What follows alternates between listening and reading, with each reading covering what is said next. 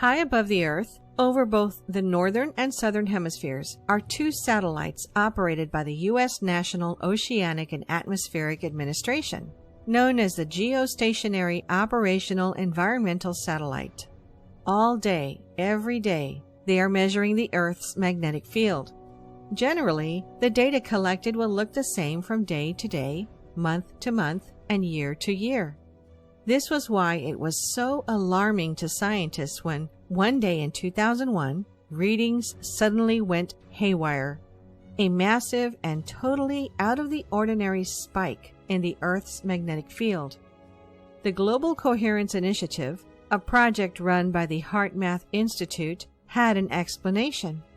They believe there is a sort of feedback loop between the magnetic and energetic systems of human beings and the Earth, and accordingly, that a large number of people with a common emotional feeling, such as in response to a global event, can actually alter the Earth's magnetic and energetic fields. With this in mind, the mystery of the unprecedented spike in the Earth's magnetic field recorded in 2001 began to unravel. The spike had begun on September 11th, some 15 minutes after the first plane flew into the World Trade Center in New York City. Here is the secret. The human heart is the most powerful source of electromagnetic energy in the body, producing an electrical field 60 times stronger than the brain, and a magnetic field more than 5,000 times stronger. This electromagnetic energy envelops the body and extends outward into space. In the first few feet around the body, it can be measured with scientific equipment, but many have suggested it may have traveled hundreds of feet or even much further. Crucially, within this field is encoded information about the emotional state of the heart. Each individual's electromagnetic field interacts with that of the Earth, passing on this encoded information. According to the Global Coherence Initiative, on 9/11, as the world watched while the Twin Towers fell, so much emotional information was being projected into the Earth at once that it spiked the Earth's magnetic field. But perhaps more important than how it interacts with the Earth is how the heart's electromagnetic field, projected outwards from the body, may impact and influence others. But we're at the age right now that hasn't happened in centuries, where the entire globe is petrified about their health and well-being.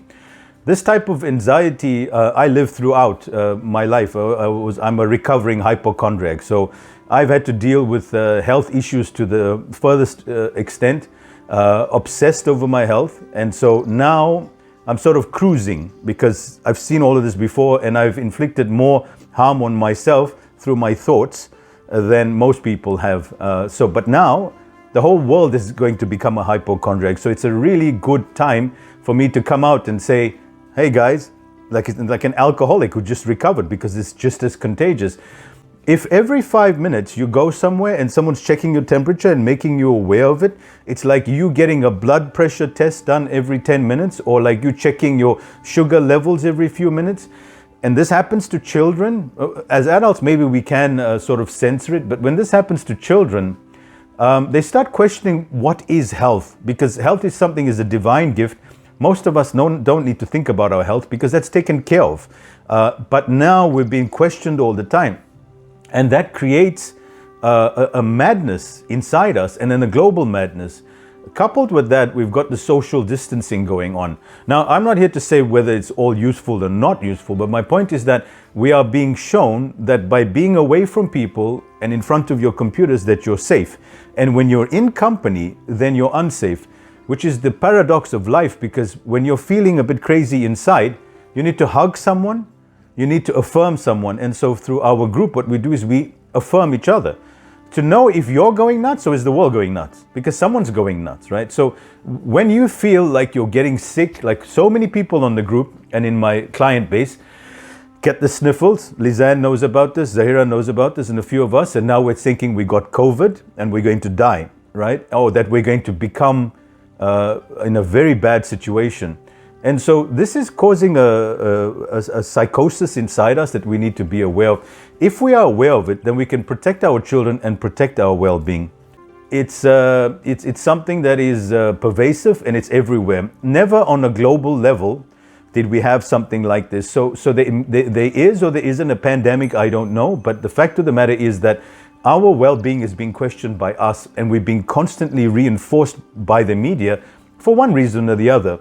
We have been chosen to be born in this time. I honestly believe that it's not by random nature that we are chosen in this time. So we can handle what's going on right now, but we need to become stronger. So I think my teaching has become more important. So instead of me spending all this time doing coaching, what I'm doing is teaching tools and techniques for grounding, for centering, for becoming still, for using our God-given gifts of well-being, which is our breath, which is diet, which is affirmations. And that's what I want to share with everybody today, is that you can control your life and your health to a very, very large extent.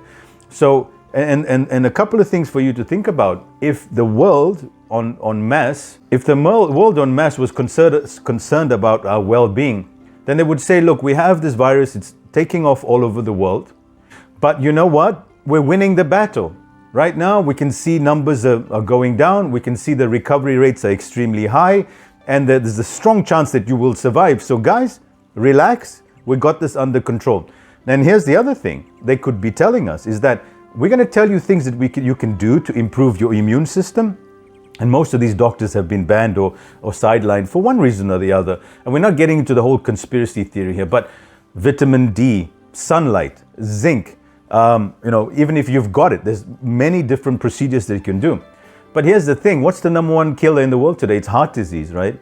So heart disease is caused by restriction of arteries, by stress, of course, in many, many different forms. So how do we optimize our cardiovascular system, our lung capacity, our breathing capacity, so that whatever may come towards us, that our immune systems are strong enough to be able to deal with it?